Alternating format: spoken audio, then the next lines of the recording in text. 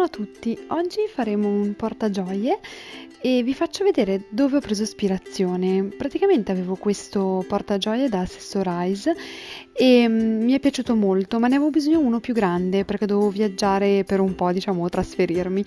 E allora ho fatto questo, adesso piano piano ve lo faccio vedere. Eccolo, lo apriamo e vediamo l'appendino, poi lo vedremo meglio nella foto. Queste sono le tasche con il trasparente, così potete vedere cosa avete messo dentro. Qua sono due divise per comodità e niente, poi lo ripiegate su se stesso e fate un bel fiocco, poi lo decorate come più vi piace. Mi raccomando, se vi piace questo video vi invito a sottoscrivere il mio canale YouTube e soprattutto il mio canale Instagram Elenditti. Qui vedete com'è il risultato finale e soprattutto come risulta appeso, che è comodo quando lo portate in viaggio. Ora vediamo cosa serve. Questo è il pezzo di stoffa principale che poi sarà l'esterno.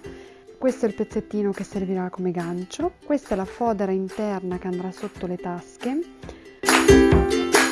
Questo è il pezzo di imbottitura che andrà all'interno. Questo è lo sbieco che useremo, poi per varie parti lo vediamo insieme.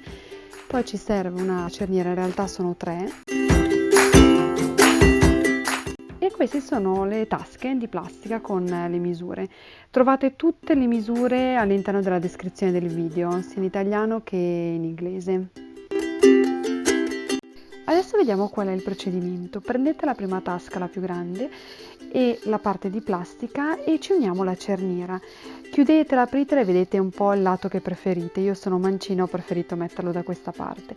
Ora prendete lo sbieco e lo metterete un lato sulla parte di plastica e un'altra parte sulla parte della cerniera. Poi le unirete e vedremo come fare. Di plastica andiamo a cucire. Quando non avete le clip usate le mollette che avete in casa, possono essere sempre utili. Quindi fissiamo bene l'ago e cuciamo lungo la linea. Se avete dubbi su come seguire la linea, usate la linea che vi fornisce naturalmente la macchina da cucire. Questo è il risultato, mi spiace purtroppo è sul nero quindi lo vedete poco, però più o meno si vede. Questo quando l'avete fatto per tutte e 3 le tasche. Ora andiamo a prendere la cerniera. Come vedete dovremo mettere la parte con lo sbieco sopra la cerniera e cucire. Non verrà la cucitura uguale, però riuscirete a farla vedere bene il modo lo stesso. Questo è quando aprite la cerniera.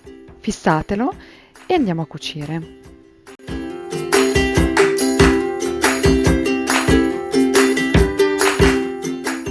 Attenzione sempre agli spilli, mi raccomando.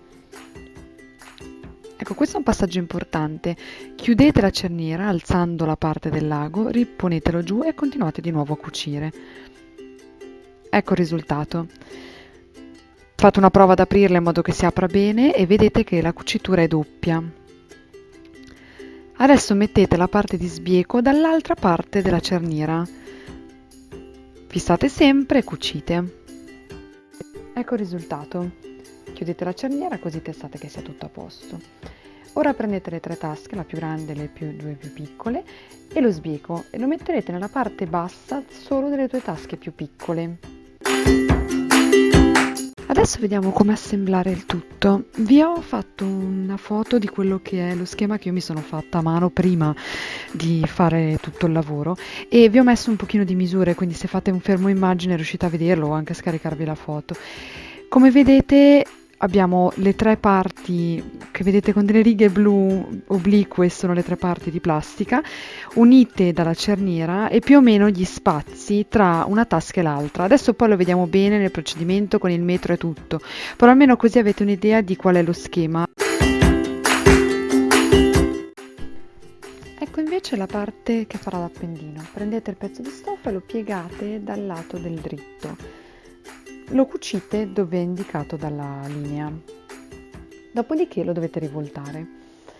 Non è semplice, ci sono degli attrezzi apposta, io non ce li avevo quindi ho fatto un pochino a mano e un pochino mi sono aiutata con una forbice, con una specie di stuzzicadenti di quelli lunghi e una spilla da baglia. Questo comunque è il risultato. Eccoci ora a fare la parte un pochino più complicata. Prendete la fodera, la tasca più grande, la mettete verso la parte bassa. Dovrete cucire dove è indicato dalla linea, facendo in modo che però ovviamente la tasca rimanga libera per poterci inserire le gioie o quello che preferite. Ora chiudete per comodità e cercate di fissarla. La cosa importante che dovete fare è che deve rimanere dello spazio un po', diciamo un po' cicciotto, quindi non deve essere piatta, perché sennò altrimenti quando poi la cucite non riuscite a metterci dentro nulla.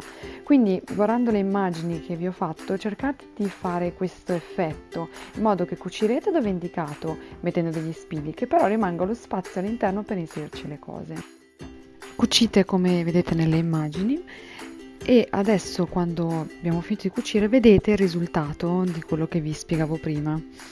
Ora prendete le misure secondo le misure che vi ho indicato nella descrizione e posizionate le altre due tasche. Più precisi siete, meglio viene ovviamente il lavoro. Cucite la parte bassa e la parte alta della tasca. Adesso vedete come viene anche questa tasca, sempre con questa cicciosità che vi dicevo. Cucite nella parte centrale, prendete le misure per vedere qual è il centro e puntate i due spilli, uno sopra e uno sotto, e fate questa divisione. Sempre nero su nero, mi spiace, ma più o meno lo vedete.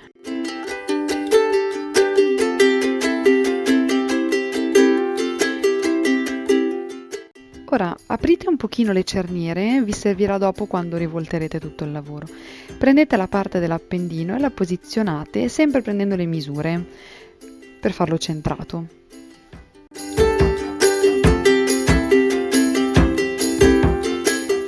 Ora prendete le due parti di cordino che serviranno per chiudere poi tutto il portagioie quando avrete finito e le mettete all'interno del lavoro, quindi dove c'è la tasca più grande, praticamente la appoggiate. Lo piegate e mettete il residuo del cordoncino all'interno della tasca. Ora prendete la parte che vi dicevo va all'esterno, la girate al rovescio e la mettete sopra. Ora mettete sopra anche l'imbottitura. In questo modo adesso con degli spilli fisserete tutta la parte, ok? Lasciando un piccolo spazio, come vedete nell'immagine, dove non cucirete. Eccolo. Ora tagliate la parte in eccesso di stoffa, cerniere, eccetera, facendo attenzione agli angoli.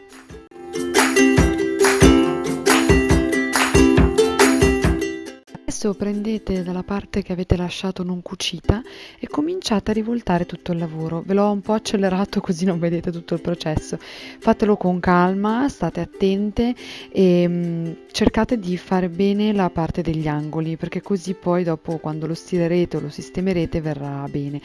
Mettete pure la mano all'interno, aiutatevi con delle forbici magari non appuntite, come riuscite meglio.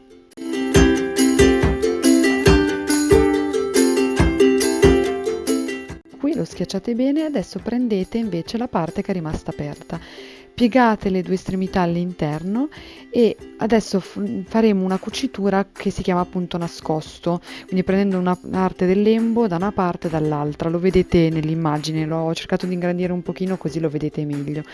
Questo punto nascosto è fatto praticamente a zigzag in modo che poi quando tirate in realtà si chiude la cucitura e voi non vedete il filo.